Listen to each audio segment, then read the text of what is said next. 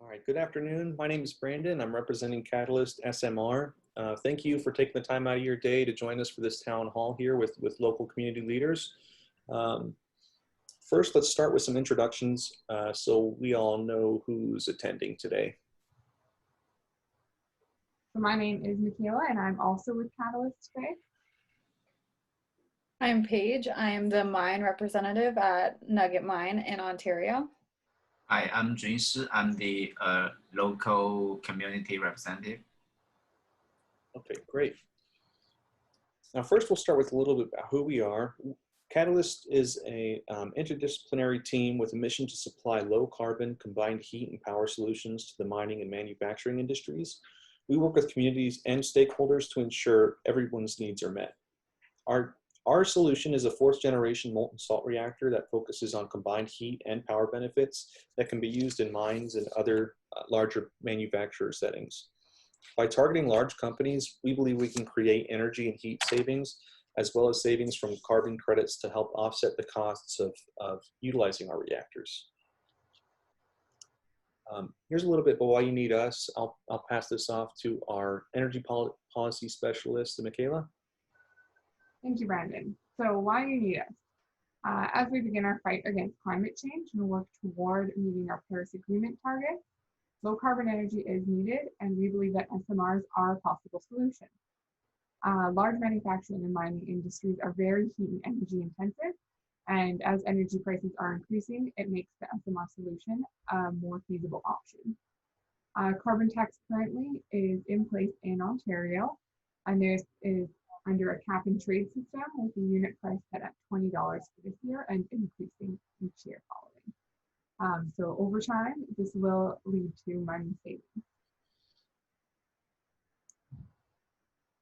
Okay, here's a brief slide on what we offer. So a molten salt reactor, the great thing about this is that it's designed to meet both heating and electrical needs. It can provide up to 400 megawatts of thermal energy along with 194 megawatts of electric energy.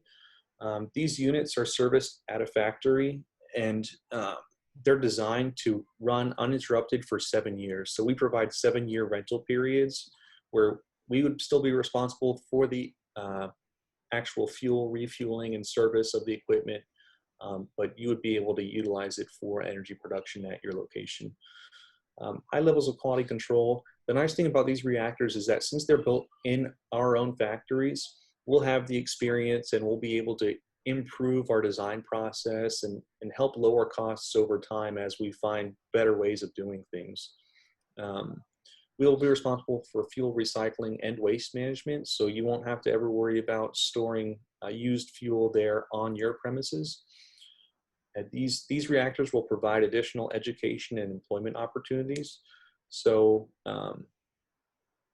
it'll help bolster your own local economy as well, along with lower carbon emissions. So we're going to help, this will benefit the environment and the climate. And lastly, there's a very unique opportunity to become a global leader in nuclear technology, since this isn't being done anywhere else. This is really a first of its kind that we'd be able to employ here in your area. So that means that you'd be able to be global leaders in this new advanced technology.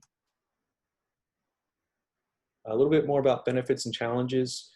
First, the biggest benefit is going to provide abundant, clean, reliable, and sustainable energy for many years to come. It's smaller in size than commercial reactors, so there's going to be less costs associated with maintaining this type of reactor. There's many more safety features than traditional commercial power plants. These are designed to be walk-away safe, meaning that if something were to happen, an operator wasn't present, you don't need an operator in order to shut this down. The system will shut down by itself. Even if there was a loss of electrical power to the unit, it would still shut down safely. We spoke a little bit already about creating more job opportunities. The challenges, there's not a long history of operating molten salt reactors. There was some development done at Oak Ridge back in the 60s and 70s. but with funding cuts and a change in direction, they decided to pursue sodium fast reactor design and development. So it doesn't really have a long history, but we have the opportunity to change that here and help build on our experience with employing this reactor at your location. Another challenge is the technical jargon and public buy-in. Currently, we use a lot of different and unfamiliar terms with this technology. So being able to build it and then use it at your location would help educate us on what language is important and how we should be able to communicate and how we should communicate the risks to others as we scale this out and look at providing it to other communities as well. Next, we'd like to hear from you all and answer any questions or concerns that you may have. Well, thank you for your presentation. I do have a couple questions. Since we are going through our licensing process now, I was just wondering if this will prolong our process or if it will be a similar time period. Michaela, would you like to take that one? Yeah. So the licensing process of an SMR is similar to that of other large infrastructure, as in there is a well laid out plan and multiple stages of assessment. At this time, we're lobbying government to allow for a simultaneous process to occur. However, at this time, our licensing process and your licensing process are separate, and we would have to be considered in your land use and energy and other relevant components of your license. Yeah. Okay, thank you. Hi, I have a question. So why this molten salt reactor being considered at the mine, and how will this affect our community? So I'll take that one first. So for the reasons that they actually presented, that Catalyst presented, it is low carbon energy, which is a good thing at this time because of the carbon price. So we'll actually be saving money on our electricity and our heating by having one of these reactors on our sites. As well, we believe in low carbon energy and we want it to better our local economy and the planet in general. And to further that about how it will affect your community, the deployment of an SMR at a nearby mine or manufacturing facility will contribute to the local economy by providing that reliable heat and power. Furthermore, there's going to be spin-offs that the community can benefit from. These range from waste heat utilization to meet smaller critical infrastructure needs, as well as providing constant power for those other infrastructures such as cybersecurity needs, communications, and hospitals. In the case that anything does go wrong, there would be emergency plans in place within the immediate 20 kilometers of the facility. Beyond that, there is a contingency zone that extends up to 50 kilometers away where supply chains may have to change. However, these zones are based off of larger nuclear facilities, and so they are probably far larger requirements than what is actually needed for a small modular reactor. And I believe your community is outside of both of these zones and should be minimally, if not at all, affected.